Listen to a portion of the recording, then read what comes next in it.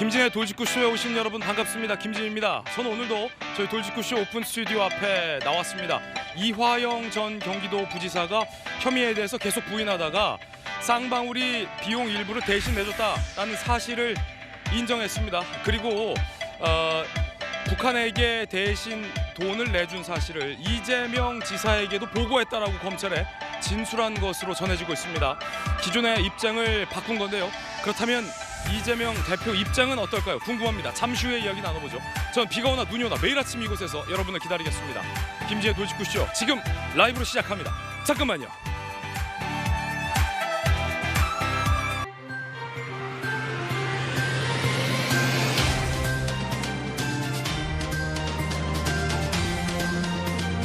신문 읽어주는 남자입니다. 이화영 전 경기부지사가 혐의에 대해서 부인했죠. 이재명 대표도 부인하기는 마찬가지였습니다. 그런데 그랬던 이화영 전 부지사가 입장을 뒤바꿨습니다. 대납해줬다라는 비용, 물론 그중에 일부에 대해서 이화영 전 부지사가 쌍방울이 대신 내준 것 알았다. 그리고 이재명 대표에게 보고까지 했다라는 취지의 검찰 진술을 한 보도가 나오고 있습니다. 잠시 후에 이야기 나눠보겠습니다. 오늘 조간신문 4가지 키워드 준비되어 있습니다. 함께 보시죠.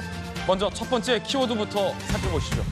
24, 동아일보 일면입니다. 이 숫자가 의미하는 건 어떤 걸까요?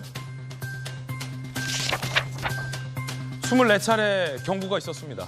오송 지하차도 위험 경고가 있었는데 시장, 지사 참사 직전까지 몰랐다는 겁니다. 오송 참사 2시간 반 전부터 경고가 있었다는 겁니다. 그런데 재난대책의 총지휘부는 뭐 했냐라는 동아일보의 질타입니다. 지자체 재난 대응 체계 총체적 부실이 아니냐라는 질타도 나오고 있습니다. 그 가운데 행복청과 청주시와 충북도의 경찰 책임 떠넘기기는 여전합니다. 잠시 후 전문가 의견 들어보죠. 이어서 다음 키워드입니다. 두 번째 키워드는 의인. 이 가운데서 정치인들과 지휘부가 남탓 공방을 할 때 소리 소문 없이 빛을 발하는 의인도 있었죠. 중앙일보 기사입니다.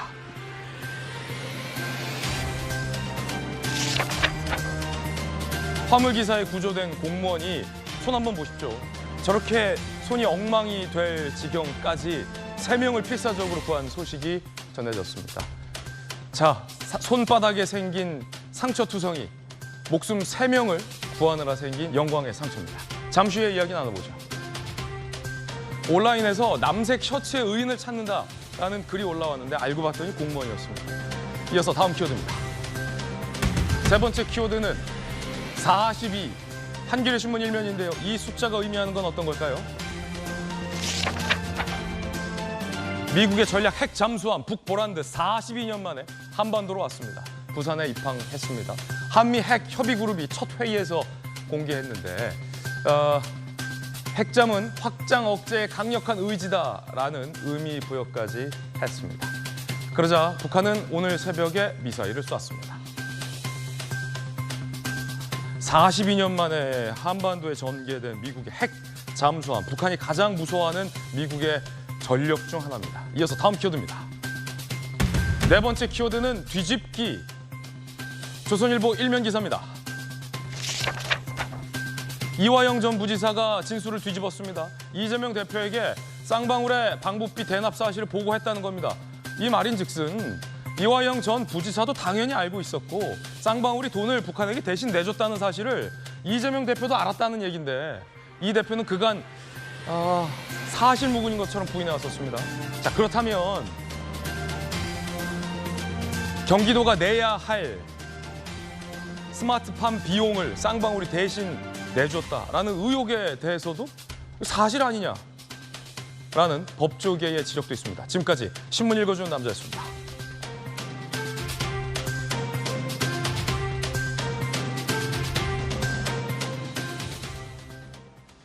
오늘 아침 함께하신 분들 소개해드리겠습니다.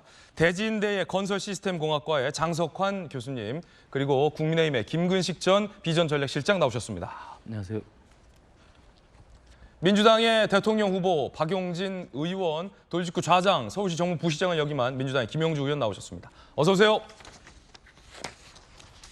자, 본격적인 소식 전해드리기 전에 이 참사와 관련된 소식 전문가와 함께 간략히 먼저 짚어보겠습니다. 첫 번째 주제부터 공개하죠. 24번이나 놓친 경고음. 자, 지자체와 또 지휘부는 남탓 공방을 하고 있는 새 조용한 의인도 주목받고 있습니다. 사전에 경고가 상당히 많았다라는 내용이 취재됐습니다. 무려 24차례나 경고음이 울린 셈인데 어떤 내용일지 함께 보시죠. 지난 15일 사고 당일 행복청 19차례, 충북과 청주시 흥덕구, 미호청교 공사 감리 담장은 5차례, 청주시 흥덕구와 경찰에게 사고 전에 침수, 범람 신고가 있었다라는 겁니다. 합치면 24번이나 침수 내지 범람 신고가 있었다는 얘기가 됩니다.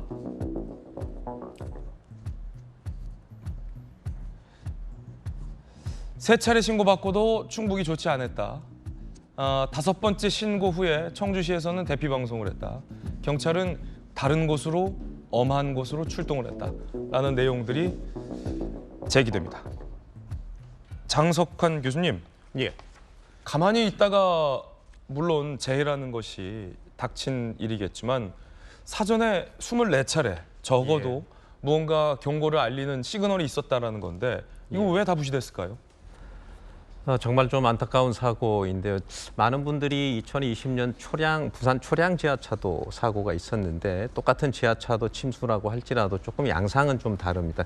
그 초량 지하차도 사고는 도심지 내부에 배수가 되지 않아서 도심지 배수 문제에 의해서 침수가 된 사고였고, 지금 궁평 지하차도는 바로 옆에 있는 미호강의 제방으로부터 붕괴 내지는 원류로부터 들어오는 많은 양의 갑작스러운 물이 있었는데, 제가 한 그래프를 하나 좀 보여드리고 싶은데요. 예, 한번 그래프를 보면서 이야기 나눠. 예, 한번 좀 띄워주시겠습니까? 이 그래프는 제가 작성한 게 아니고 누구나 다 들어가 볼 수 있는 한강홍수통제소 혹은 금강홍수통제소의 미호천교, 그 미호강에 있는 다리에 있는 그 수위를 나타내주는 그래프입니다. 그래프에 보시면 맨 아래선부터 시작해서 위에 선이 4개가 있는데요. 그 아래선은 우리가 홍수경보라고 하는 것은 관심, 주의, 심각 단계로 이렇게 나눠지는데, 그중에서 홍수경계경보라고 되어 있는 부분은 그때 발령을 내는 거거든요. 발령을 내는 기관은 홍수통제소, 환경부 산하에 있는 홍수통제소에서 내는데, 그 발령을 내는 시점이 바로 오전 4시 10분에 발령을 내서, 발령을 내게 되면은 모든 유관 기관에 다 알리고 통보를 하고 확인을 받습니다. 단 홍수통제소라고 하는 것은 하천 시설물이라든지 하천의 수위를 관리하는 기관이기 때문에 도로관리권자인 지자체의 관리 업무를 넘어서지는 못하기 때문에 그 도로 통제에 대한 명령은 내릴 수가 없는 거죠. 그 부분을 받아서 도로관리권자인 지자체 혹은 국토부에서 이런 부분을 판단을 해서 거기에 적절한 조치를 해야 되는 것이 맞는 것이고요. 네. 그런데 저 그래프를 다시 좀 보시면은 4시 10분에 홍수 경계 경보가 발령이 됐고요. 그다음에 그로부터 4시간 뒤인 8시 반에 이 사고가 터졌습니다. 4시간의 차이가 있는데, 제가 좀 더 주목을 하고 있는 것은 그 위에 있는 선이 심각 단계라고 하는 게 있는데, 그것은 6시 30분경에 그렇습니다. 그게 이제 일명 대홍수 심각 단계입니다. 대홍수주의보라고 하는 것은 그 대홍수주의보는 제방을 넘을 수 있다고 하는 강력한 경고거든요.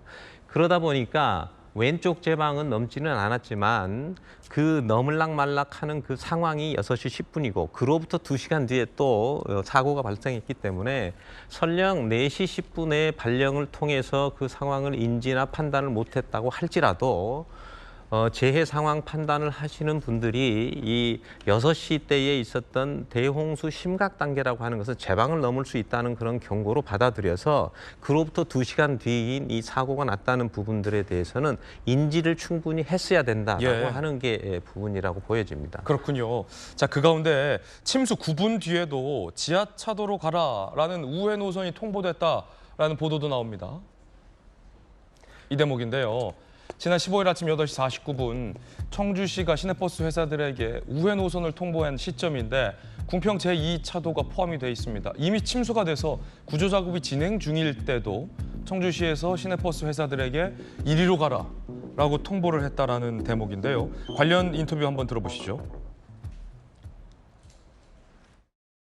거기서 회차해서 이렇게 올 수밖에 없는 그런 상황이었는데 2호천 그 통제에서 이제 옥산 쪽으로 우회해도 된다라고 이렇게 이제 그 카톡이 제2공평지하차도 쪽으로 가도 된다 이런 내용인 거예요? 그런 거죠. 저희가 재난부서가 아니잖아요. 저희한테 만약에 사전에 어떤 뭐 인지를 해줬다면 어떤 뭐 대형 사고는 좀 일어나지 않아. 그래서 잠직실에도 그 당시에는 굉장히 많은 그 민원 전화가 많이 온 것 같아요. 잠직실에도 이 안전 정책과로다가 사실을 알렸는데 지금 기록에는 없더라고요.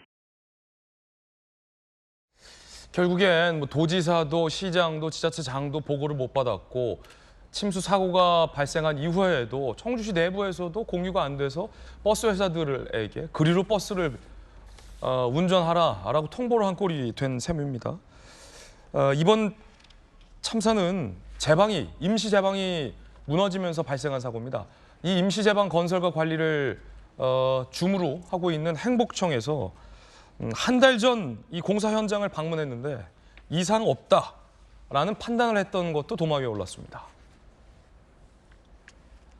행복청 지난달 13일 우기 대비 목적 미호천교 인근 공사 현장 방문을 점검했는데 문제 없다라고 판단을 내렸다라는 겁니다. 인근 마을 주민, 당시에도 많은 비 예측에 주민들이 여러 요구를 했는데 별다른 대책이 안 나왔다. 그냥 와서 쓱 보고 갔다라는 취지의 비판이 현장에서부터 제기되고 있습니다. 장 교수님, 예, 결국은 불안했던 임시 모래 제방, 예, 정식 제방보다 높이도 낮았고 예, 이게 홍수에 뚫려버렸는데 예. 한 달 전에 점검했을 때는 이상이 없었다라고 진단을 내렸네요.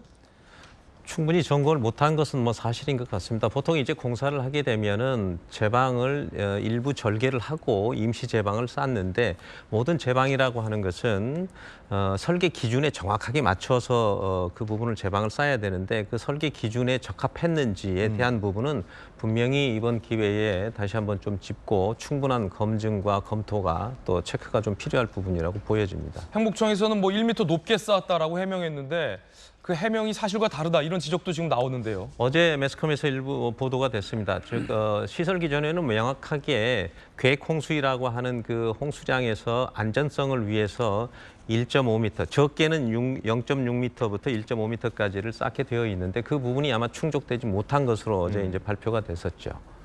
그래서 그 부분들을 보자면 두 가지인데요. 하나는 이제 제방의 높이에 관해서 여유고가 충분히 설계 기준대로 되어 있는지, 또 하나는 기존에 있는 제방의 재료가 다짐과 기존에 있는 제방과 비슷한 재료로 축조가 되어 있었는지 그 두 가지를 보면은 이 부분들은 명확하게 나오리라고 보여집니다. 예. 자, 그 가운데 이렇게 지자체가 서로 남 탓을 돌리는 사이에 소리 소문 없이 생명을 구한 의인이 주목받고 있습니다. 남색 셔츠의 의인을 찾는다라는 글이 온라인을 중심으로 퍼져나갔는데요. 이 의인의 정체는 누구였을까요? 충북 증평군청 공무원 정영석 씨입니다. 난간에 매달린 채 떠내려가던 시민 3명의 목숨을 건졌어요. 나도 도움을 받아 살아남았다. 이 정영석 씨도 누군가에 의해서 건져 올려진 분입니다. 죽음의 문턱에서 서로 챙겨줘서 버텼다라고 밝혔습니다. 자, 이 공무원의 손바닥에는 상처 투성입니다. 굉장히 많은 상처가 있습니다. 거센 그 급류와 물살 속에서 본인도 겨우 목숨을 건졌는데 다른 시민 3명의 목숨을 또 건진 의인입니다. 장 교수님, 예. 참 이게 대비가 됩니다. 예. 지자체장들이나 관계기관들이 예. 아니 우리가 뭐 어떻게 다 합니까? 이러는 사이에 이 공무원은요 3명을 구했어요. 예. 제가 또 한 가지 더 주목하는 것은 거기 안에 있는 배수 펌프 시설입니다. 그러니까 저렇게 많은 양의 물을 그 용량으로는 다 감당하기 못하는 것은 분명합니다만 만약에 정상적으로 작동이 됐다면 지금 정상적으로 작동이 안 됐다고 하는 여러 가지 상황이나 정황들이 나타나고 있는데 그렇다고 한다면 최소한 단 1분이라도 그 들어오는 유입 시간을 지체시킬 수 있었고 그 지체를 시켰다면은 그 부분들에 대해서 골든 타임을 일부 확보할 수 있지 않았겠느냐. 예. 그런 상황들이 좀 예측이 되고요. 이런 부분들은 나중에 이제 저렇게 많은 의인분들이 저런 부분들에 대해서 많은 노력을 한 것과 너무나 많이 대비된다 이렇게 보여집니다. 김 교수님 어떻게 보십니까? 김무식 교수님. 저는 이제 사실은 생과 사가 엇갈리는 순간에 분명히 또 목숨을 구한 의인들이 존재했고 그렇지만 구조적으로 아까 앞에서 나온 것처럼 해야 할 일을 방기하면서 서로 책임 떠넘기게 하는 또 일부 공무원분들의 또 이런 무책임이 또 같이 공존하는 게 우리 현실인 것 같습니다.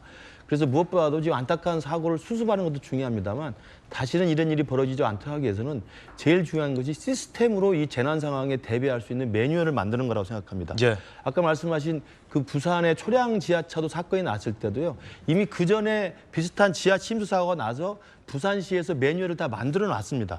그런데도 불구하고 초량에서 또 사고 났는데 또 매뉴얼대로 하지 않아서 인명피해가 났고 결국은 그래서 그게 기소가 돼서 제가 알기로 공무원 11분이 다 유죄 판결을 받은 것으로 알고 있습니다. 왜냐하면 매뉴얼을 만들어 놨는데도 매뉴얼대로 안 했기 때문에. 저는 궁평 지하차도도 좀 마찬가지라고 생각을 합니다.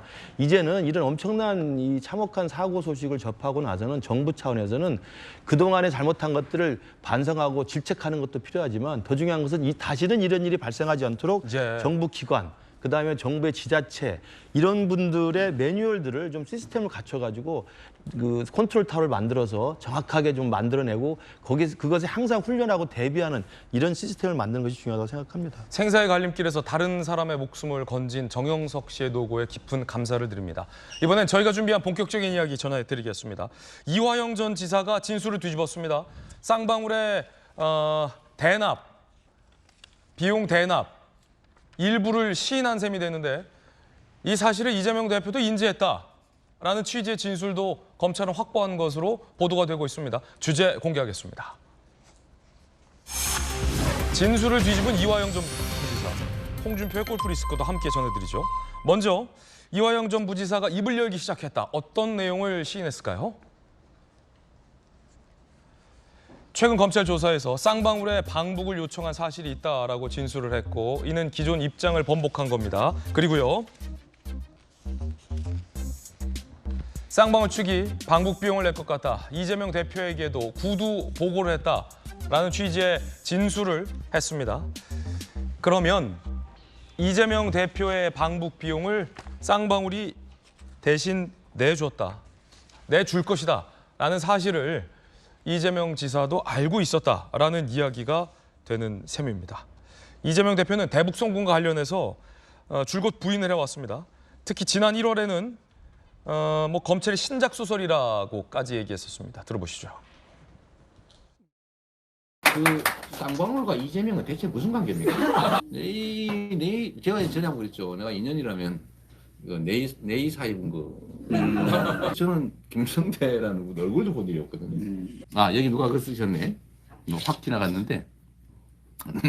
내복 사입은지.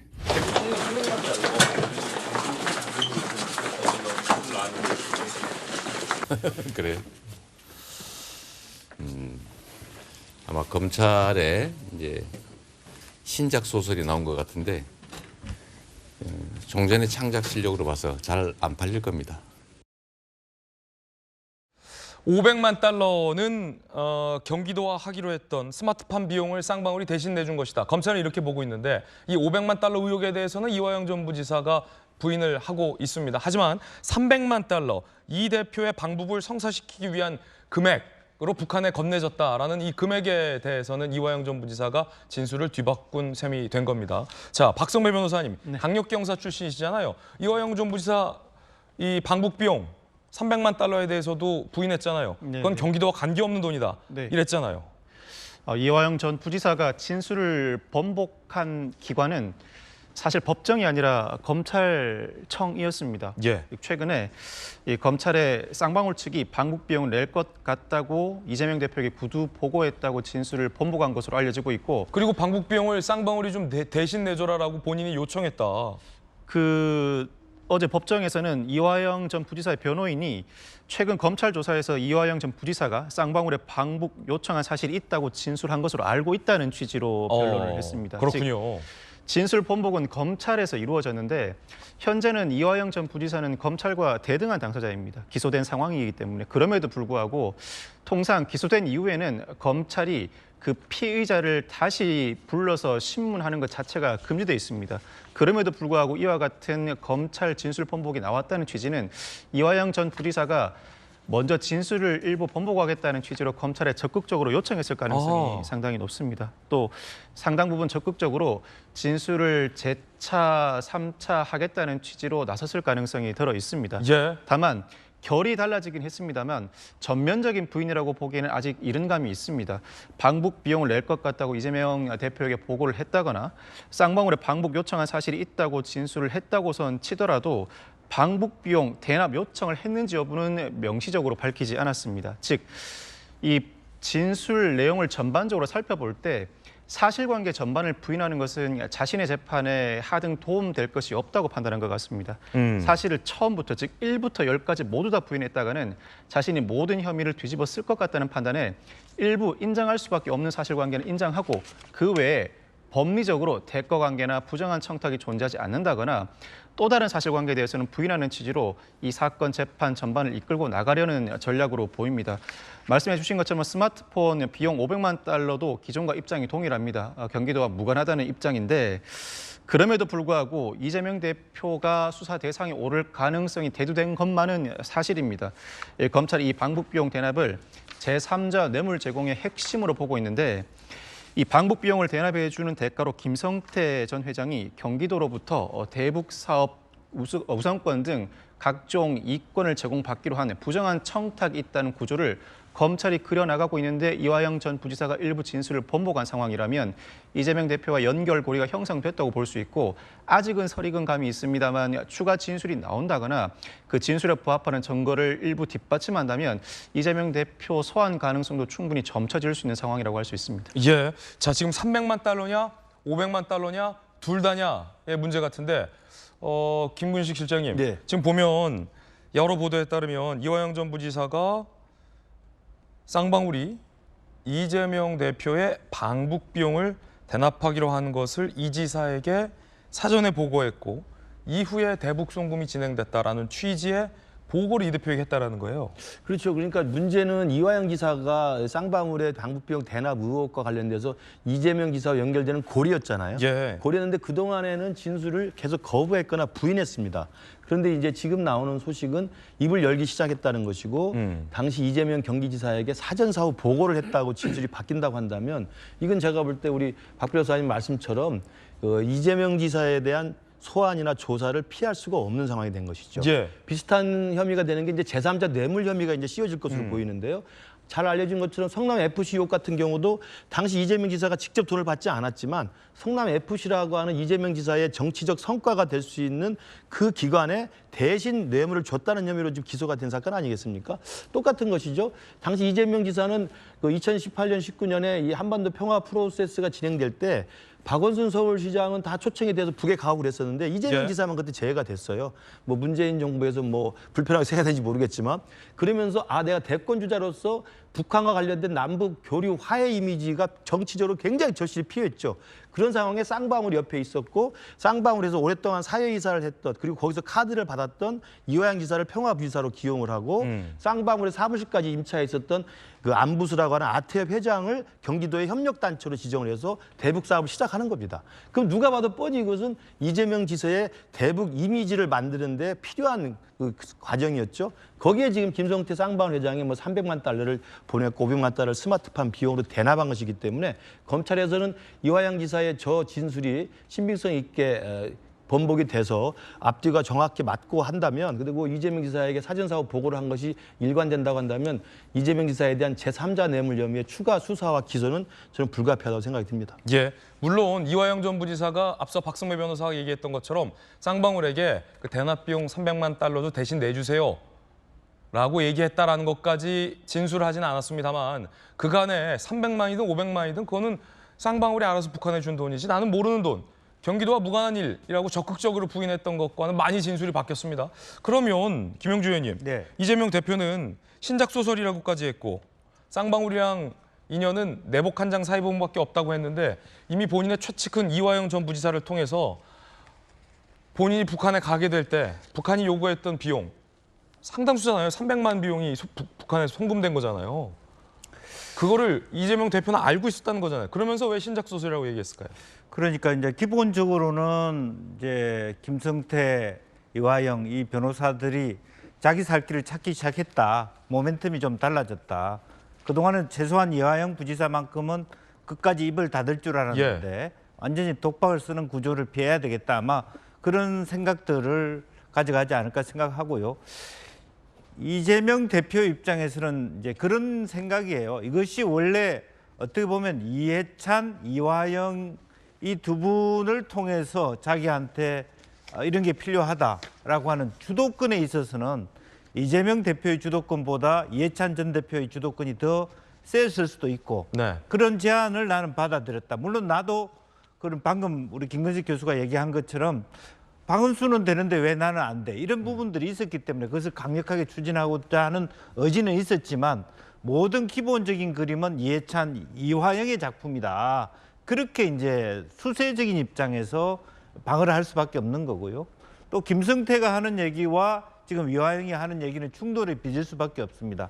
첫 번째로 이화영 지사가 하는 얘기가 쌍방울에 요청했다. 쌍방울 우리가 개인 기업이 무슨 힘이 있어서 북에 요청을 합니까? 이해찬, 이화영 이 두 분이 요청을 하죠. 이것부터가 달라지는 싸움입니다. 그래서 본격적으로 두 사람의 싸움의 관계에서 진실 여부를 다툼에 있어서 결국 이해찬, 이재명 두 분은 상당히 많은 피해를 받을 수 있고 해명해야 되는 요소들이 생길 수 있고 결국에는 소명하기 위해서 검찰에 출석해야 될 그런 과정이 앞에 와 있다 그렇게 봐야 될 것 같습니다. 이 300만 달러 결국은 쌍방울이 북한에게 대북 송금한 금액 중 일부입니다. 300만 달러.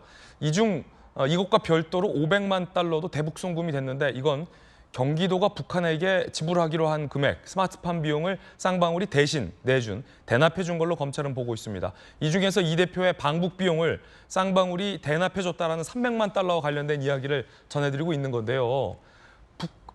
검찰 조사에 따르면 북한의 리호남이 이 대표가 올라오면 벤츠도 필요하고 의전도 해야 하고 여러 가지 준비해야 될 게 많으니까 돈이 필요하다. 그러자 쌍방울의 김성태 회장이 300만 달러 정도를 하자라고 해서 리호남과 합의가 됐다라는 거잖아요. 이화영 전 부지사는 이거에 대해서 전혀 모르는 일이다라고 부인을 해왔는데 그럼 박용진 의원님, 이화영 전 부지사의 진술대로라면 이재명 대표가 보고를 받았잖아요. 보고를 받았으면서 신작 소설이라고 국민들에게 말씀하신 이유는 무엇인지 궁금하고 두 번째는 만약 이 전 부지사의 진술이 사실이라면 보고를 받았을 때 그럼 비용도 쌍방울이네? 그건 아니지. 그 비용을 왜 쌍방울이 내나 이 사람아? 일을 왜 그런 식으로 추진하나? 라고 이화영 전 부지사를 문책해야 됐던 건 아닙니까? 앞서 왜 신작소설이라고 얘기했는지 저도 모르고 그리고 이 대표가 왜 그런지 박 의원님도 모른다. 그렇죠. 제가 알 수는 없죠. 그리고 여전히 이재명 대표는 이 상황과 관련해서 그때도 검찰의 주도적인 어떤 사건의 조작, 그러니까 이제 신작소설이라는 표현을 한 것 같은데요. 사건의 조작 혹은 기획수사에 대한 문제 제기를 하고 있었던 거고요. 지금도 역시 박성배 변호사님 말씀하신 것처럼 그 구속 중에 있고 재판이 진행 중에 있는 그 피고인 신분의 이화영 전 부지사가 본인에게 유리한 혹은 본인에게 조금 더 나은 어떤 재판 결과를 만들기 위해서 이러저러한 진술들이 지금 진행되고 있는 건데 이 진술도 검찰에 가서 한 이 진술도 본인이 직접 법정에서 지금 한 것도 아니고요. 변호인이 그렇단다라고 확인을 한 거니까 조금은 더 이제 지켜봐야 될 문제가 아닌가 싶기도 하고 지금 어떤 자유롭지 못한 상태에서 구속되어 있는 피고인인 이화영 부지사가 검찰과 일종의 재판 거래가 진행되고 있는 것 아니냐라고 하는 이제 의문을 던지는 그런 방어도 가능할 수 있다는 생각을 해서요. 조금 더 지켜봐야 될 문제인 것 같다는 생각이 듭니다. 이게 만약에 이렇게 되면 이재명 대표 입장이 궁금해지는데 김우식 교수님, 이재명 대표 입장에서는 만약에 전혀 사실이 아니라면 이화영 전 부지사가 거짓말을 검찰에 했다라고 얘기할 거 아닙니까? 그렇죠. 근데 그렇게 되면 그런데 만약에 이게 사실이라면 이화영 전 부지사 입장에서는 내가 측근인 줄 알았는데 나를 거짓말한다라고 이재명 대표가 만약에 얘기한다면 그러면 스마트팜 비용에 대해서도 있는 대로 다 진술해? 라는 일종의 심경 변화도 있지 않을까 궁금하고 이재명 대표 입장이 궁금합니다. 뭐 당연히 이재명 대표 입장에서야 모르는 일이고 이화영 지사가 거짓말을 하고 있다든지 검찰의 어떤 압박과 기획에 의해서 진술이 번복됐다고 이야기를 할 거로 예상이 됩니다. 그러나 이제 우리가 유사한 그림들을 많이 봤지 않습니까? 대장동 게이트의 유동규 전 본부장이 처음에는 입을 딱 다물고 있다가 문재인 정부 끝나고 새롭게 검찰 수사가 시작이 되면서 유동규 본부장이 마음을 딱 바꿔서 있는 그대로 사실을 다 불면서 사실은 정진상 김용 전 측근이 이제 구속에 대해서 기소가 된 거 아니겠습니까? 물론 거기서는 또 정진상, 김용이 길목을 지키고 있기 때문에 지금 이재명 지사가 버티고 있는 겁니다. 근데 이건 이화영 지사가 길목이었는데 이화영 부지사가 지금 길목에서 이제 사실을 밝히겠다고 입장을 번복했기 때문에 저는 이재명 대표가 과연 이 쌍방울 특검에서조차 새로운 사실이 나올 경우에 제3자 뇌물 혐의라고 하는 이 심각한 범죄 혐의에 대해서 과연 방어를 할 수 있을지 저는 개인적으로 굉장히 좀 높지 않아 보이고요. 저는 사실 대장동 게이트로 시작된 이재명 대표 사법 리스크가 여러 가지가 계속 나왔습니다만 이 쌍방울 사건 같은 게 대부분의 검찰 관계자들 이야기하면 이게 빼박이라는 이야기를 제가 많이 들었어요. 왜냐하면 너무 간단한 구조이기 때문에 이 부분에서 법리적 다툼의 여지가 별로 없고 빼박이라는 단어가 방송용은 안 맞나요? 아, 괜찮은데. 괜찮죠. 예. 그래서 저는 이렇기 때문에 이화영 전 부지사가 이 부분을 지키고 있었기 때문에 버텨왔는데 이 부분에 대해서 이제 모든 사실을 다 있는 그대로 실토를 하고 김성태 쌍방울 회장 같은 경우는 사업가이고 그렇기 때문에 또 자신에게 유리한 상황과 불리한 상황을 정확히 계산할 겁니다. 그래서 아마 김성태 회장과 이화영 부지사의 진술이 일관되게 새롭게 나온다면 이재명 대표가 이 쌍방울 대북 송금과 관련해서는 전혀 생각지 못한 복병과 위험을 만날 것으로 예상이 됩니다. 쌍방울 김성태 전 회장은 대북 송금, 비용 대납과 관련해서 대권주자 이재명 대표에게 잘 보이려고 그랬다라고 진술을 했는데 만약에 김근식 전 실장님이 경기지사예요. 측근이 이제 지사님 북한 가시게 되면 필요한 비용들 저 쌍방울이 대신 대줄 것 같습니다. 라는 보고를 받아요. 그런데 이런 식의 대납은 불법이잖아요. 이재명 지사는 변호사니까. 그러면 똑같은 질문인데 그럼 이화영 전 부지사를 문책하고 혼내야 되는 상황 아니에요? 이화영 부지사를 이재명 당시 경기지사가 왜 임명을 했을까요? 제가 볼 때는 아까 말씀드린 것처럼 이해찬 대표로 상징되는 민주당 내 주류 세력과의 포섭 또는 주류 세력을 끌어들이기 위한 정치적 의도가 제일 컸고요. 그 연결고리가 이화영 부지사였고 또 하나 동시에 아까 제가 말씀드린 것처럼 이미 쌍방울과 깊은 유착 관계에 있는 이화영 부지사를 통해서 대북 사업들을 쌍방울과 통해서 연결할 수 있는 고리로 생각을 해서 평화부지사를 임명을 한 겁니다. 애초부터. 그렇기 때문에 당연히 대북 사업 추진해 보세요. 스마트팜 잘 되고 있습니까? 오히려 제가 볼 때는 이재명 당시 지사가 더 퇴근하고 물어봤을 거예요. 왜 안 됩니까? 저는 언제 갈 수 있습니까? 저는 그랬을 거라고 생각이 들고 왜냐하면 대권 주자로서의 꿈을 가지고 있었고 열심히 뛰었던 당시 경기지사였기 때문에 그렇다고 한다면 이화영 평화부지사, 이름도 평화부지사 아닙니까? 대북 사업 하라고 임명한 직함입니다. 평화부지사의 대북 사업이 제대로 되고 있는지, 방북은 언제 될 것인지, 쌍방울에서 돈 문제는 어떻게 되는지 제가 볼 때는 오히려 적극적으로 묻고 사전에 보고받고 했을 가능성이 훨씬 크다. 왜? 대장동 게이트, 백현동 등등해서 그런 식의 사업에 대해서 일정 정도의 죄의식이나 범죄의식에 대한 굉장히 둔감한 분으로 저는 생각을 하기 때문에 저는 그거에 대해서 이렇게 무슨 문제의식을 느껴가지고 사전에 맞고 그랬을 리는 전혀 없다고 생각합니다. 김구식 교수님의 개인 견해도 전해드리고 있는 상황에서 자, 박성배 변호사님 강력경사 출신이잖아요. 300만 달러 어마어마한 금액이에요. 이게 한 사람의 방북을 위한 대가로 북한에 건네졌습니다. 검찰에 따르면. 그리고 이화영 전 부지사는 이거를 이재명 대표에게 보고했다. 300만 달러가 건네졌는데 이 내복 한 장의 인연은 아니죠, 그럼? 그렇죠. 검찰의 파악 사실관계가 진실이라면 이재명 대표의 주장은 사실이 아닌 것으로 드러날 가능성이 있는데 아직까지는 사실관계를 확정할 수 없고 다만 이 정도 보도가 나온다면 검찰이 이화영 전 부지사의 진술에 이에 부합하는 정황을 확보하기 위한 상당 부분의 수사 진전도 있어 보이긴 합니다.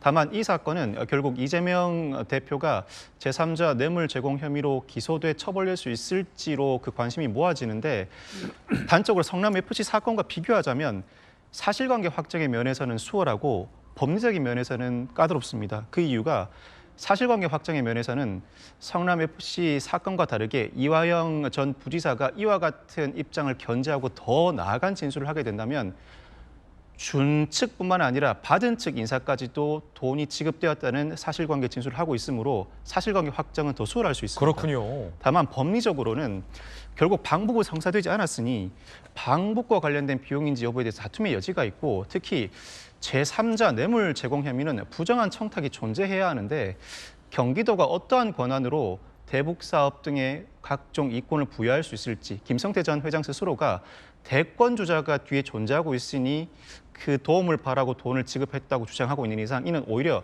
사전수뢰죄인데 사전수뢰죄는 입증이 더 까다롭습니다. 법리적으로는 검찰이 나름대로 수월하게 사실관계를 확정해서 제3자 뇌물 제공 혐의로 수사를 진행하고 기소한다고 하더라도 법원이 상당한 의문을 제기할 가능성이 있습니다. 이 부분은 좀 더 면밀하게 법리와 관련된 사실관계가 다듬어져야 할 것으로 보이는데 일단 그와 별개로 사실관계가 어느 정도 규명된다면 이재명 대표는 법적 처벌과는 별개로 상당한 정치적 타격을 받을 것이라는 점 자체는 부인할 수 없는 사실이라고 할 수 있습니다. 예, 적어도 이화영 전 부지사가 검찰에 진술한 내용이 맞다면 그리고 이화영 전 부지사가 사전에 대납 사실 보고했다라는 진술을 했다면 내복 한 장 사 입었다, 검찰이 조작했다라는 이 대표의 발언과는 매우 많이 다르게 된다.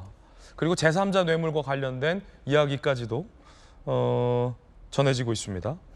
김성태 전 회장이 대북 송붕에 대해서 추가적으로 상세 증언했다는 내용도 보도되고 있습니다. 2018년 11월 중국 선양, 북한의 조선 아태평화위 김성애 실장, 그 유명한 김성애가 이때 나오죠. 박철 부위원장과 만나는데 경기도 내신에 500만 달러를 지급할 것을 쌍방울 김성태 전 회장이 저 자리에서 약속했다는 거죠. 북한에 500만 달러 주는 건 이재명과 경기도에 잘 보이고 싶은 마음이다.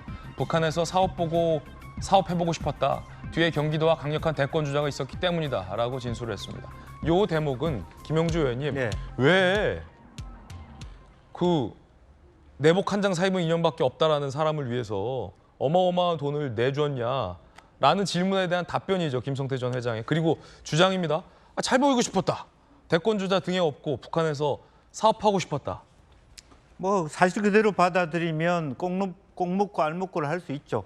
북한을 믿을 수는 없지만 어쨌든 만에 하나 이재명 후보가 대통령이 된다면 앞으로 어떤 자기가 꼭 대북 사업이 아니더라도 자기 사업에 일정 정도 날개를 단다라고 하는 생각이 있었을 것이고 뭐 첫 번째만 하더라도 그런 일이 성사가 되면 이재명 대표와 함께 방북을 했을 때는 저 사람들이 갖고 있는 생각은 공시 아닙니까? 보도자료 하나를 가지고도 주식 얼마든지 뻥튀기를 하고 뺄 수 있거든요. 손해보는 장사를 안 한다는 거죠. 굳이 이재명 대표가 방북을 안 하더라도 방북하기로 했다. 북한이 그것만 형식만 해도 주식은 하루에 몇백억씩 뛸 수 있는 부분이라서 그런 것까지 계산했을 거라고 보여집니다. 한 가지 더 궁금한 건 이화영 전 부지사잖아요. 평화 부지사, 뭐 이해찬 대표당도 가깝잖아요. 북한과도 가깝잖아요. 그러면 이 평화 부지사가 북한이랑은 조금의 관계도 없는 쌍방울에게 이 대표 방북을 부탁했다라고 지금 변호인도 인정하고 있는 거잖아요. 이화영 전 부지사. 그게 좀 이해가 안 돼요. 저도 그게 말이 안 된다고 아마 김성태 회장은 얘기를 할 겁니다. 그럼 그 사실은 방북을 좀 부탁한 겁니까? 아니면 방북 비용을 부탁한 겁니까? 엄격하게 얘기하면은 방북 비용을 얘기한 거고 1차적으로는 500만 불을 경기도에서 낼 수 없을 때부터 주도권이 김성태한테 넘어간 거예요. 술값을 김성태가 내기 때문에 북과의 카운터파트가 이화영이 주도하다가 결과적으로 500억을 못 냈잖아 경기도가. 뭐 검찰 조사에 따르면 북한 관계자가 이화영 지사 질책했다는 거 아니에요. 그래서 뭐 아우가 형보다 낫구만 뭐 이런 그런 그러니까 하고. 전체적인 대북 카운터파트가 어느 날 갑자기 이화영에서 김성태로 바뀌어진 거예요. 그렇기 때문에 사실은 말 그대로 이제 와서는 대북 관련해서 오히려 이화영 부지사가 김성태한테 부탁해야 되는 그런 꼴일 것이고 그렇군요. 다만 이재명 대표는 이화영을 본 게 아니라 이해찬 대표를 봤겠지. 그동안의 북과의 관계, 중국과의 관계 이런 부분들이 있었을 것이다라고 하는 거고 그 중간에 이화영이 부분적으로 즉흥적으로 한 부분에 대한 부담감을 가질 수밖에 없다. 단 하나 아까 우리 김건식 위원장 얘기 중에 하나 좀 반박하고 싶은 것은 쌍방울의 존재를 알고 이화영을 끌어들였다는 말은 좀 그것은 나는 받아들일 수는 없을 것 같습니다. 박용진 의원님. 네. 민주당의 그간의 주장은 쌍방울이 대북 사업 해보고 싶어서 북한한테 잘 보이려고 자기들이 로비용으로 돈 쓰고 이재명 대표랑 경기도에 뒤집어 씌웠다라는 게 민주당의 반박이었어요. 그런데 이화영 전 부지사 진술대로면 뒤집어 씌운 게 아니라 오히려 경기도가 쌍방울에게 방북을 부탁하고 방북 비용 대납한 사실까지 이재명 대표에게 보고해서 다 알고 있었다는 얘기 아닙니까? 뒤집어 씌운 게 아니라. 이화영 전 부지사의 지금 검찰에서의 진술이 이제 사실이고 그것이 이제 여러 경로로 다시 확인이 되고요. 또 본인의 심경 변화를 이번 뭐 진술을 통해서 그게 잘 담겨진 거다. 뭐 이런 걸 여러 가지 if and 그러니까 전제들이 다 맞아 떨어진다고 했을 때, 근데 그렇게 되면 그동안 그 이재명 대표 쪽에서 했었던 여러 그 논리들은 한나게 좀 다른 차원으로 이제 가는 거죠. 그러니까 경기도 전체 차원은 아니었을지언정 경기도의 부지사 자격을 가지고 있는 사람이 경기도의 대북 사업의 일환으로 이 문제를 실질적으로 책임을 지고 했었던 거지. 김성태가 알아서 하는 쌍방울이 자기들 사업 이익을 위해서 하는 이런 구조는 좀 아니다라고 하는 새로운 고리가 열린 거는 맞아요. 예. 근데 이제 우리 김진 기자가 질문 주실 때 민주당은 이렇게 이제 시작을 하셨는데 이 사업이 있었던 때는 민주당은 전혀 이 사업과 사실은 관련이 없고 그렇죠. 경기도 차원에서 있었던 일이라서 사실은 민주당과 관계없는 일이다. 그렇죠. 그러니까 우리가 민주당이 이걸 방어하거나 뭐 논리를 전개했다거나 이럴 수는 없고요. 민주당으로서는 이 사실을 정확하게 알지를 못하기 때문에 다만 검찰이 정치화되어서 또 검찰이 기획을 가지고 이런 사건들을 하나하나 만들어 나가는데 네. 이재명 경기도지사 시절에 있었던 백현동 사업, 대장동 사업, 또 대북 사업 이런 등등 또 뭐 성남시장 시절의 성남 FC 사업 이런 등등과 관련된 일들에 대해서 검찰이 무슨 그 이잡듯이 지금 이렇게 뒤지고 있는 건 사실이고 그런데도 불구하고 지금 몇 년째 이 일들이 반복되고 있는데도 무슨 획기적인 변화 혹은 뭐 결정적인 뭐 증거 단서 이런 것들이 아니라 그냥 계속 이렇다 하더라 저렇다 하더라고 하는 언론에서의 어떤 추측들이 계속 남발되고 있는 거고요. 지금은 이런 어떤 변화가 아직 본인의 입에 의해서 이화영 전 부지사의 입에 의해서 확인되거나 된 것이 아니고 또 새로운 기소나 재판이 열려 있는 상태도 지금 아니기 때문에 이 상황은 조금 더 시간을 두고 봐야 될 것 같고요. 된다. 예, 그리고 아까 뭐 박성배 변호사님 말씀하신 것처럼 법리적으로는 아직도 뭐 산 넘고 물 건너가야 될 일이 많은 것 같아요. 그래서 너무 단정적으로 이 사건을 좀 바라보고 진행되지는 않았으면 좋겠습니다. 예, 말씀 주신 것처럼 이 일은 민주당과는 무관한 일이다라고 박용진 의원께서는 말씀 주셨습니다. 민주당 의원들이 잘 알 수 없는 일이죠. 성남 경기도지사 재직 시절에 이루어진 일이니까.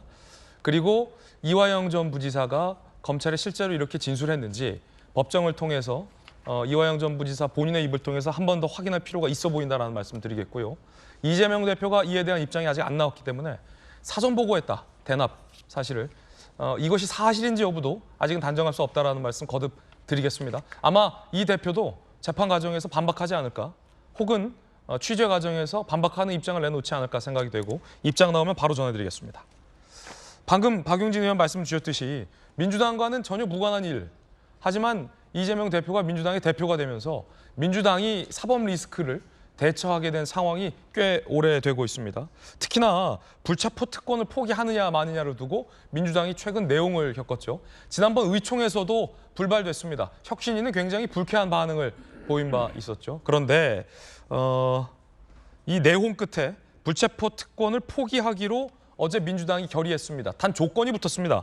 정당한 영장 청구 시라는 조건이 붙었는데 이 민주당 대변인이 정당한 영장 청구라는 조건이 어떤 상황이냐라고 기자가 묻자 아주 흥미로운 답변을 내놨습니다. 함께 다 들어보시죠. 민주당이 유능한 정책 정당으로 인식되지 못하는 것 또한 현실입니다. 그 한계를 벗어나는 길은 윤리정당을 회복하는 것입니다. 그래서 정당한 영장 청구에 대해서는 불체포 권리를 내려놓겠다. 정당한지 여부는 아마 여론으로 어렵지 않게 판단이 될 거라고 봅니다.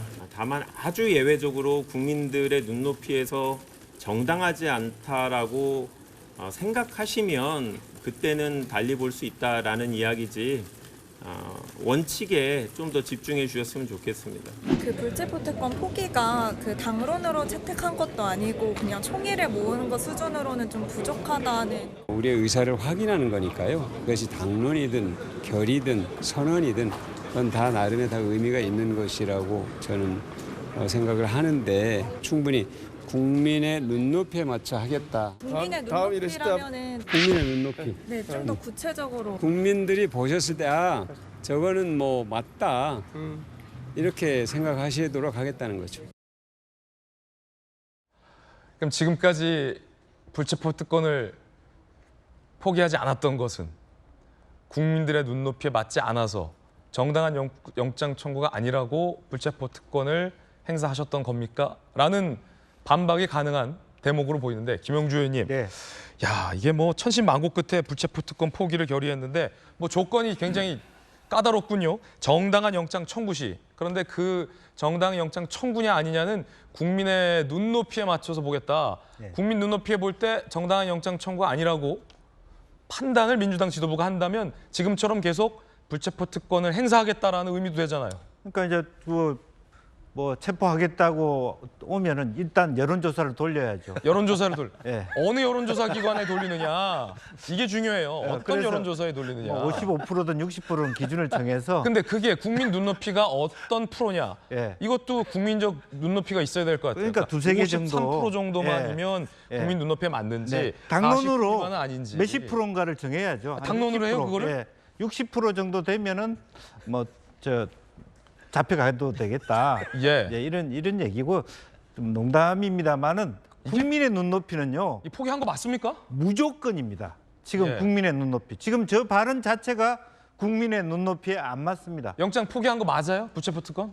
포기를 못하고 아주 이미 사실은 영장 실질 심사라고 하는 기준이 들어와 있는데 시대의 착오적인 발상을 하는 거죠. 유령을 붙잡고 요즘 뭐 이런 얘기를 해도 될지 모릅니다. 악기라는 드라마가 나와 있습니다만 악기를 찾아다니는지는 모르겠습니다만은 시원하게 가세요. 국민의힘은 더 리스크가 많음에도 불구하고 가잖아요. 국민의 눈높이가 거기에 가 있기 때문에 그렇거든요. 그렇다면 확실하게 하고 그런 부분을 확실하게 하기 위해서 사실은 혁신위원회가 있는데 혁신위원회가 빨리 제도적으로 더 푸시를 해서 하고 이미 때도 늦었고요. 저 발언조차도 이미 실효성을 상실했다. 저는 그렇게 봅니다. 박용진 의원님, 지금 민주당 김한규 대변인이 얘기한 게 국민 눈높이에 맞지 않는 영장 청구 시에는 불체포 특권 포기 안 하겠다라고도 가능성 열어뒀잖아요. 포기한 거 맞습니까? 불체포 특권이라고 하는 거는 사실은 헌법에 명시되어 있는 조항이에요. 그래서 그 제도 자체를 없애려고 하면 개헌을 해야 되는 상황입니다. 개헌까지? 그렇습니다. 그런데 뭐 국민 여러분들 대부분 다 아실 텐데 이제 근대 민주주의 들어서면서요 국왕들이 막 함부로 의원들 잡아가고 그러니까 그거에 대한 방어 능력을 갖기 위해서 회기 때 못 잡아갑니다. 우리 투표해야 돼요.라고 이제 해놓은 어떤 전통이 있는 겁니다.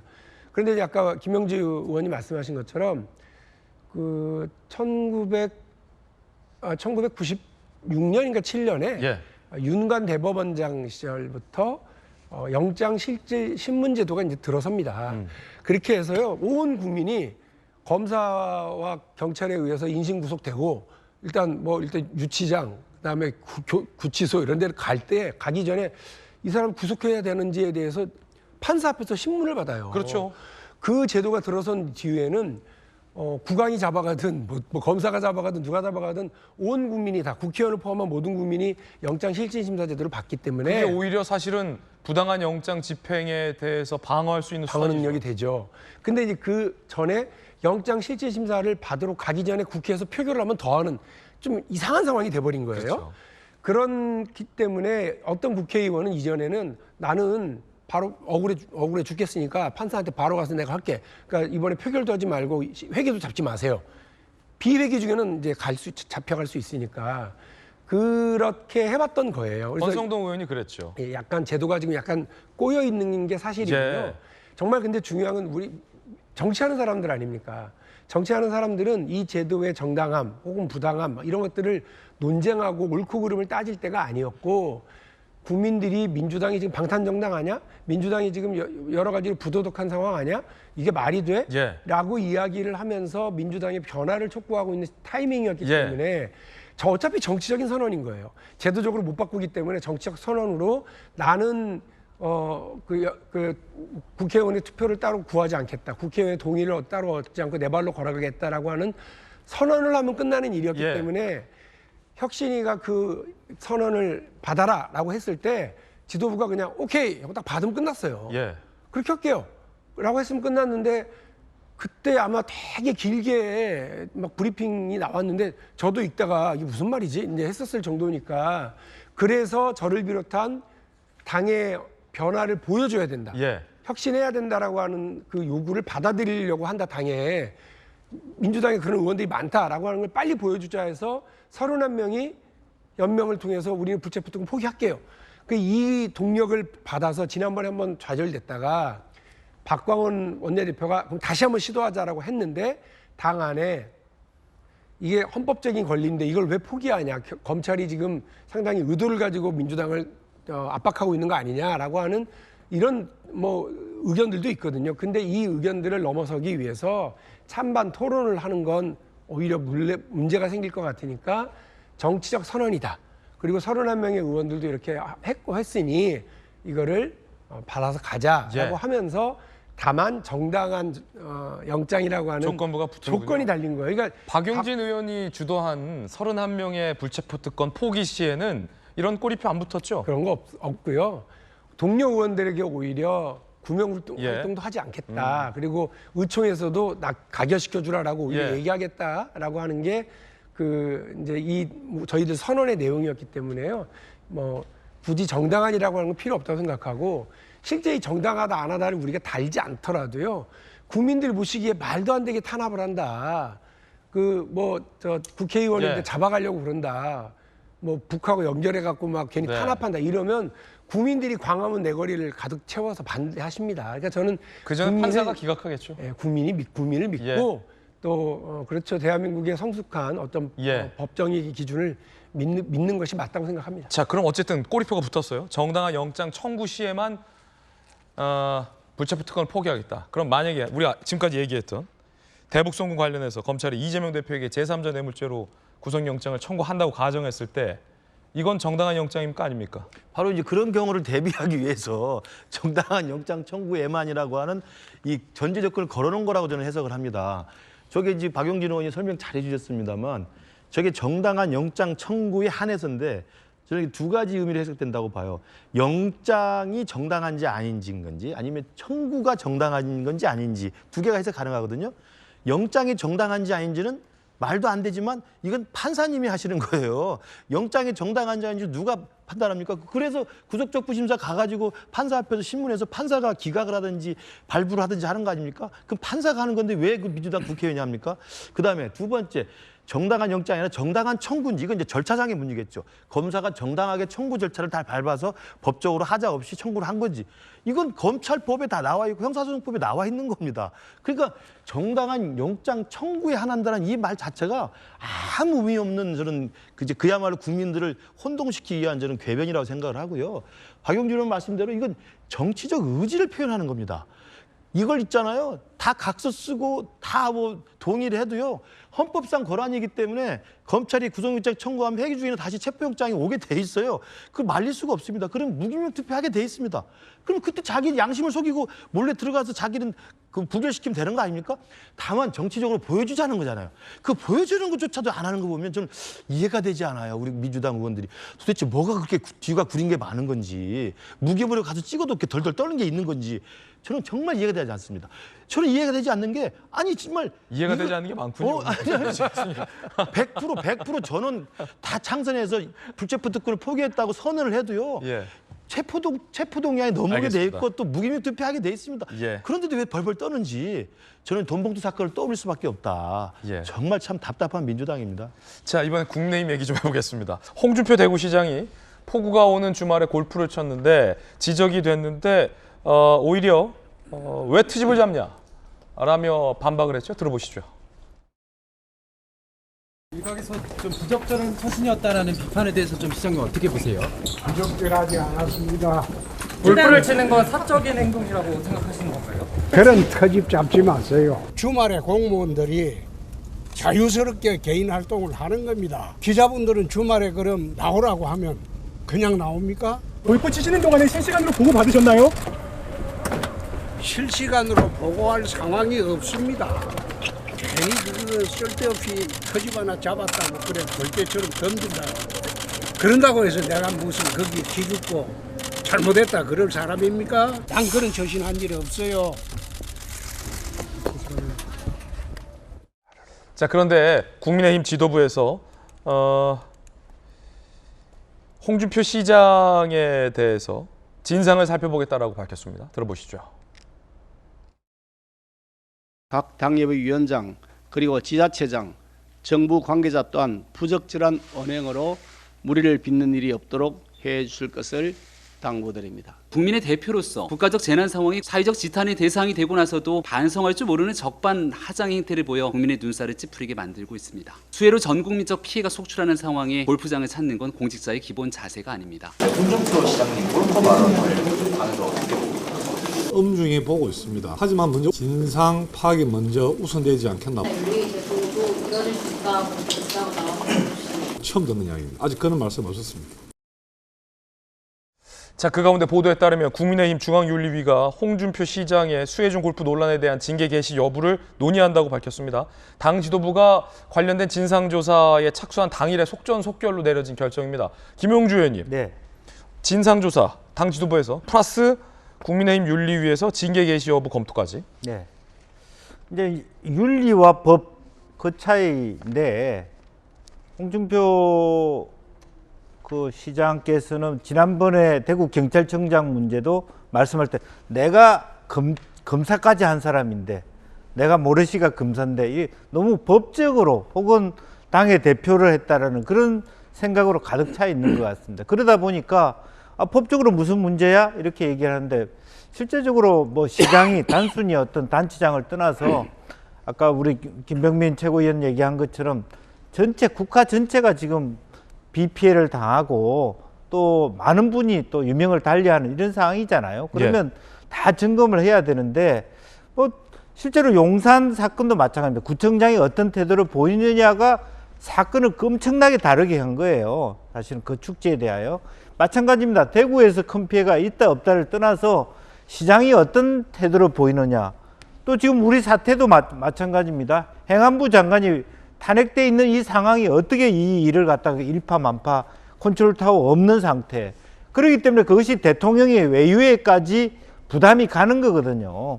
그렇다면 기본적으로 여당이 소속된 단체장으로 당연히 국민의 피해 상황을 보면서 자제를 해야죠. 법적으로야 문제가 없을 수 있죠. 그러나 실제적으로 국민들이 보는 것은 그런 차원이 아니기 때문에 다만 국민의힘이 어떤 내용을 가지고 엄중하게 경고를 할 수 있지만 법적으로 뭐 저 사람을 뭐 어떻게 할 수 있을지는 모르겠습니다만 기본적으로 국민의힘은 그래도 기본적으로 국민을 대하는 태도는 돼 있다.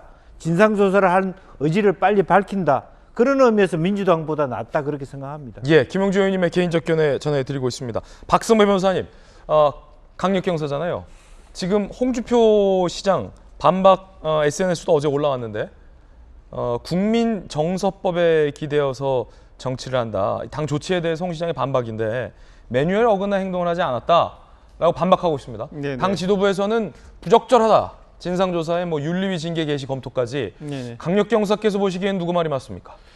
홍준표 시장의 발언도 일부 타당한 면은 있다고 봅니다. 결국 본인은 위법하지 않은 상황에서 각 개인이 자유롭게 행동할 수 있다는 그 논리를 일관해 왔고 그 자신의 논리를 일관해 갔을 때 정치인으로서 비판하는 사람도 있겠지만 지지하는 사람도 있을 수 있겠죠. 결국 정치인으로서 본인의 선택이 아닐까 싶습니다.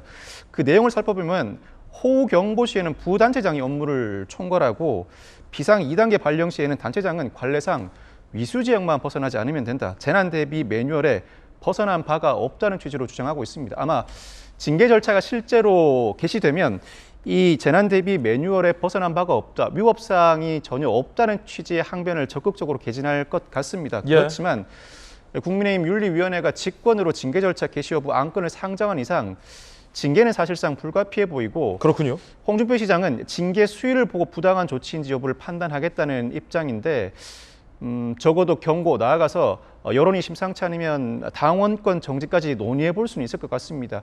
실제로 징계가 이루어진다면 그에 대해서 홍준표 시장이 어떠한 반응을 내놓을지 모르겠습니다만 그래도 당시에 호우경보라든지 비상 2단계 발령 수준이었다고 하더라도 홍준표 시장은 대구시장으로서 재난안전 총괄 책임자입니다. 상황이 어떻게 변할지 모르는 상황에서 기본적으로 대비할 자세는 갖추고 있어야 할 것 같은데 단순히 법리 위반으로만 이 사안을 끌고 가는 것 자체는 저 개인적으로는 다소 아쉬운 감이 듭니다. 예, 박용진은 어떻게 보세요? 홍준표 시장님은 이제 끝났습니다.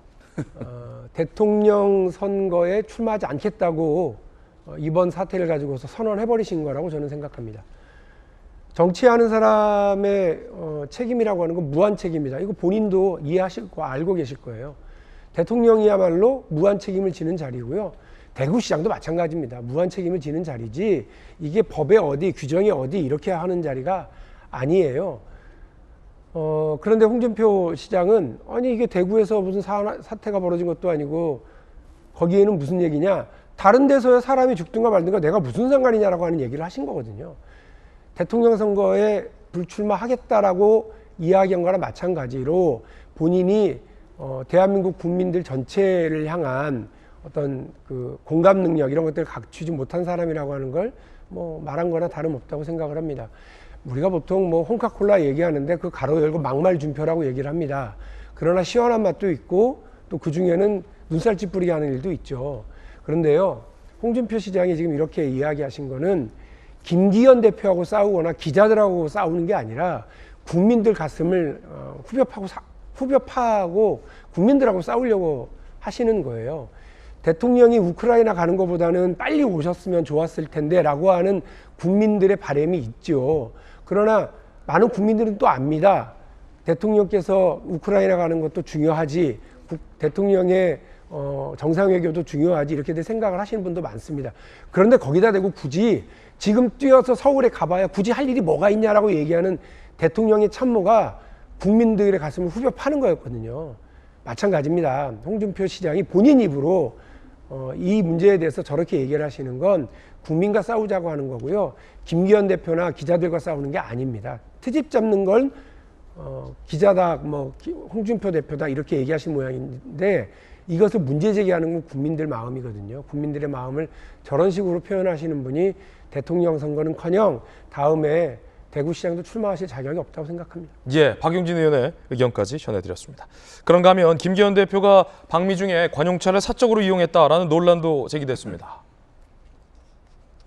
지난 13일 현지 시간 뉴욕 재외동포 정책간담회 일정 종료 후 딸과 함께 관용차 탑승해 이동을 했는데 딸 자택에 30분 머물렀습니다. 외교부 예규에 따르면 국회의원 공무 국외 역양 시 공식 일정이 안에 차량 지원이 가능합니다. 딸의 집에 가면서 딸을 왜 태웠냐라는 논란이 제기된 거죠. 자, 그러자 김기현 대표가 이렇게 밝혔습니다. 그날 밤늦게 뉴욕 교민 간담회가 있었고요. 거기에 딸도 뉴욕 교민이기 때문에 그 자리에 참석했습니다. 9시, 10시 그 사이 아니었나 싶은데요. 공식 일정을 밤늦게 마치고 숙소로 복귀하는 과정에서 5분 거리에 있는 딸 집에 가서 밥 먹고 복귀한 것인데 그 5분 동안 딸 그 차에 태웠다는 것이 그것이 뭐 적절하지 않았다 그러면 질책을 달래받겠습니다. 자, 이번엔 저희가 준비한 다음 순서입니다. 뜨거운 소식 3가지 준비했습니다. 먼저 첫 번째 주인공은요. 한동훈 법무장관입니다. 한동훈 법무장관이 엘리엇이 우리 정부에 소송한 1,300억 배상 이 취소 소송을 제기한다고 밝혔습니다. 자, 일단 관련 설명을 잠시 드리면 지난달 30일 국제상설중재재판소 PCA가 엘리엇이 우리 정부를 상대로 제기한 이 소송 주장을 인용했습니다. 대한민국 정부는 엘리엇에 1,300억 상당의 배상금을 지급하라라고 명령을 내린 거죠. 이거에 승복한다면 우리 정부가 1,300억을 물어줘야 할 판입니다. 자, 그럼 엘리엇은 왜 이러냐? 간략히 설명드리면 2015년 삼성이 삼성물산과 제일모직을 합병해요. 그 과정에서 제일모직의 지분을 22% 보유한 국민연금, 이 정부를 대리하는 글쎄 뭐 정부를 대리한다고 볼 수도 없겠죠. 국민연금이 찬성 입장을 했죠. 그때 미국계 헤지펀드인 엘리엇은 제일모직 지분을 7% 정도 보유하고 있었습니다. 회사 가치가 낮게 평가됐다라며 이건 FTA 위반이다라며 한국 정부를 상대로 소송을 건 거죠. 왜냐하면 합병될 당시 제일모직의 지분이 삼성물산보다 저평가가 됐기 때문이죠.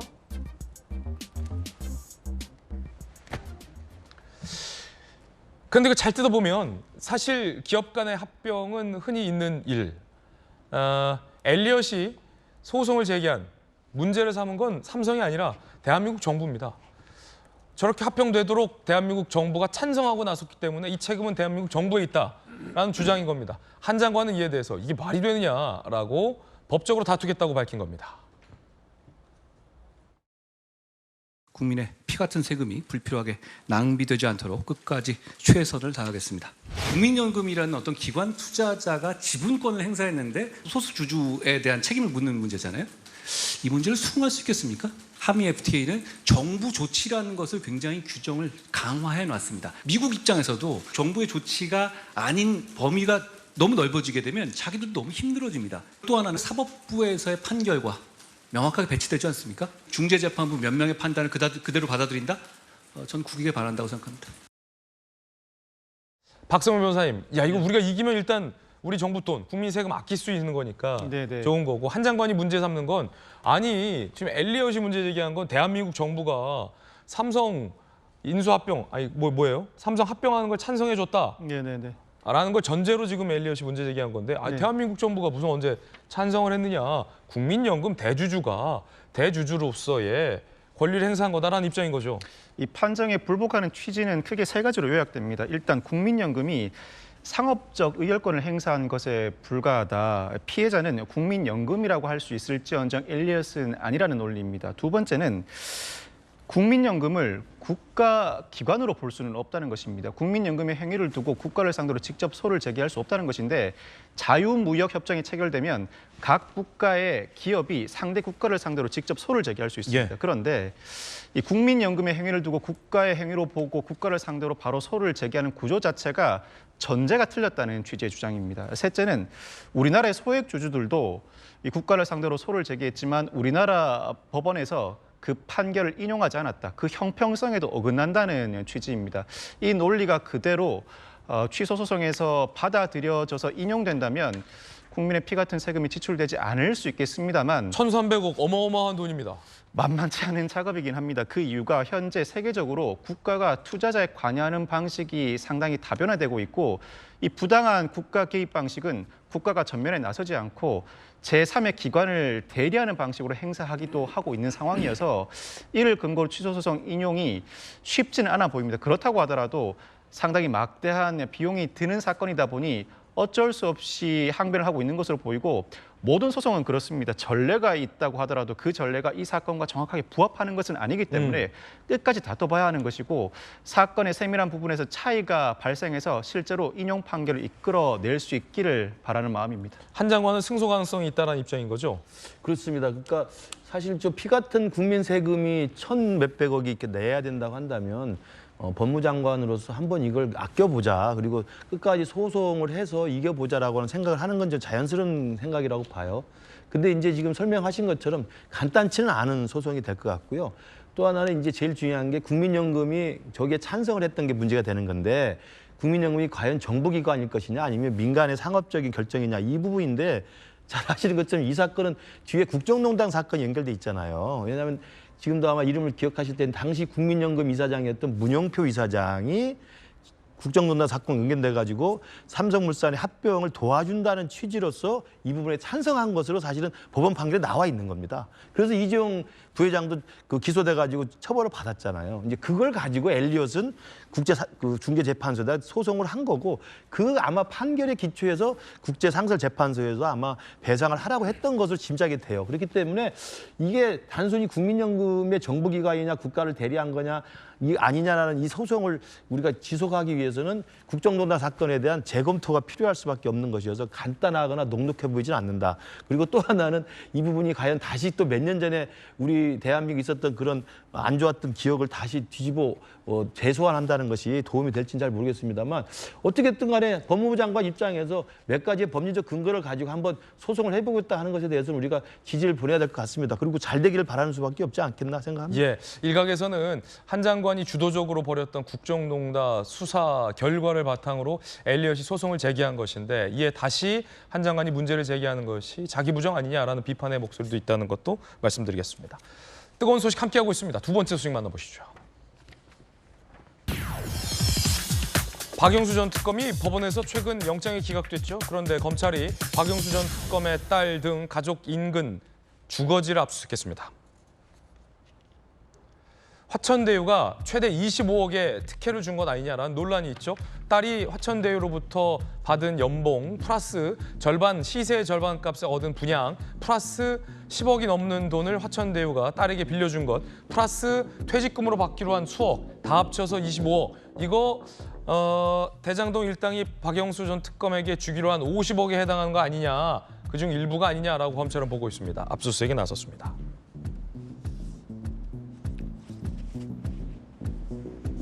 변호사 주거지도 함께 압수수색했습니다. 이거 박용진 의원님, 그 검찰이 뒤늦게 수사를 시작한 건데 영장도 기각됐고 다시 지금 강제 수사에 나섰어요. 어떻게 보십니까? 애초부터 이 대장동 사건에서 이른바 50억 클럽 논란이 계속 있어 왔고요. 박영수 특검의 경우는 아까 지금 말씀하신 것처럼 그 딸이 대장동의 그 아파트를 시세보다 훨씬 싼 값으로 받아서 일종의 이제 특혜에 대한 논란들이 있었거든요. 그런데 지금 그 딸과 아내의 를 압수수색한 거는 박영수 특검과의 어떤 거래 관계가 직접적이지 않고 우회, 간접적으로 진행된 것 아니냐라고 하는 의심이 있기 때문에 이걸 확인하려고 그러는 것 같습니다. 검찰로서는 사실 망신 많이 샀죠. 그래서 처음에는 그 곽상도 전 의원의 경우에는 무죄가 받아들여져 가지고 한번 국민적으로 난리가 한번 났고요. 또 이번 50억 클럽과 관련해서는 또 박영수 특검은 영장도 기각되고 이렇게 나오니까 검찰로서는 지금 그 사생결단하는 마음으로 지금 저희 이 일을 해야 된다고 생각합니다. 예. 국민들의 아까 정치인들이 흔히 말하는 눈높이라는 게 있는데요. 국민의 상식을 건드려버린, 영리를 건드려버린 사건이라고 좀 보거든요. 대장동 사건이 벌어지고 있었던 시점에 그야말로 산재로 생떼 같은 목숨을 잃었던 많은 청년들이 있었거든요. 그 청년들 20살, 21살 생떼 같은 나이에 받았던 산재 위로금이 겨우 7천만 원, 9천만 원 이랬었어요. 그런데 곽상도 전 의원의 아들은 귀 어지럼증 이걸로 돈을 받아가고 수십억을 받아가고 또 그 박영수 특검의 딸은 또 아버지가 어떤 로비를 했다라고 하는 그런 의혹 속에서 저렇게 특혜를 또 받아가는 이런 일들이 벌어지니까 국민들이 정말 분노했었거든요. 근데 검찰이 그런 범죄 혐의를 정확하게 밝혀내지 못한 채로 영장이 기각당하거나 무죄를 받는 일들이 반복되고 있었던 상황입니다. 이번 일이 아무래도 이런 그 부진함을 좀 털어내려고 하는 것 아닌가 하는 생각을 하고 있습니다. 제대로 수사하라라는 검찰의 수사 촉구 의견까지 들어봤습니다. 뜨거운 소식 세 번째 주인공 만나보시죠.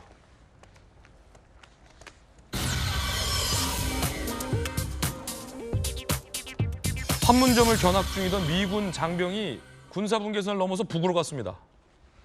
아주 예전에 이런 사례가 몇몇 있었습니다만 매우 드문 일입니다. 들어보시죠. One of our service members who was on a tour willfully and without authorization crossed the military demarcation line. We believe that he is in the BRK custody. 알고 봤더니 징계를 앞둔 상태에서 북한으로 도주한 거 아니냐, 월북한 거 아니냐 이런 의혹이 제기됩니다. 한국에서 폭행 혐의로 체포됐다 풀려난 병사다라는 거죠. 미국으로 호송 중에 도주한 거다. 원부대인 텍사스주 포트플리스로 복귀해 징계받을 예정이었다. 라는 얘기도 AP통신을 통해서 보도가 되고 있습니다. 주한미군 2등병이군요. 트래비스 킹. 이게 김영주 의원님 예전에도 뭐 무단 외박하고 복귀 안 해가지고 그 전방부대 미군 부대에서 징계받은 미군 병사가 북으로 넘어갔다가 평생을 북한에 붙잡혀서 북한 영화에만 어거지로 출연하고 아들들도 거기서 출연하고 후회한 사람이 많았어요. 좀 잘못 선택한 것 같아요. 징계받는 게 낫지 차라리. 뭐 즉흥적인 어떤 결단인데 왜 어떻게 그런 그 판문점까지 가게 된 것도 굉장히 신기하다 그런 생각이 들어요. 그 저런 위치에서 JSA 견학까지 가게 된 것도 굉장히 신기한데 어쨌든 지금 상태는 북한에 가서 구금이 된 걸로 그렇게 알고 있기 때문에 아마 미국 측에서는 옛날에 이제 오토 윈비어 사건이나 그런 경험이 있어서 북한 쪽의 카운터파트를 찾아서 말하자면 다시 미국으로 호송하는 그런 절차를 받게 되고 오히려 이것이 일정 정도 어쨌든 끊어졌던 북미 간의 어떤 대화 채널을 재가동하는 계기가 될 수 있을 것 같다. 뭐 그런 생각도 좀 듭니다. 예전에 북으로 간 병사는 이제 북한 당국이 공화국을 흠모해서 자진 귀순했다라고 해서 평생 아들들까지 눌러 붙잡혀져 있었거든요. 이번엔 북한이 풀어줄까요?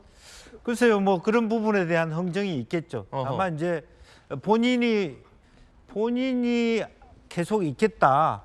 그렇게 했을 때 그런 권한이 어떻게 될지 모르겠습니다. 미국이 과거는 사실은 억울하게 대학생인데 잡혀 들어간 케이스고 이번은 자진 월북 아닙니까? 이제 구금이라고 하지만 어쨌든 북한 당국으로서는 뭐 말하자면 월북 의사 배경 이런 걸 조사하겠죠. 조사하고 난 다음에 사태 판단을 본인이 과거와 달리 북에 있어서는 안 되겠다 싶으면 어쨌든 뭐 형을 받아도 미국에서 받겠다라는 생각이 바뀌게 되지 않을까 그렇게 보여집니다.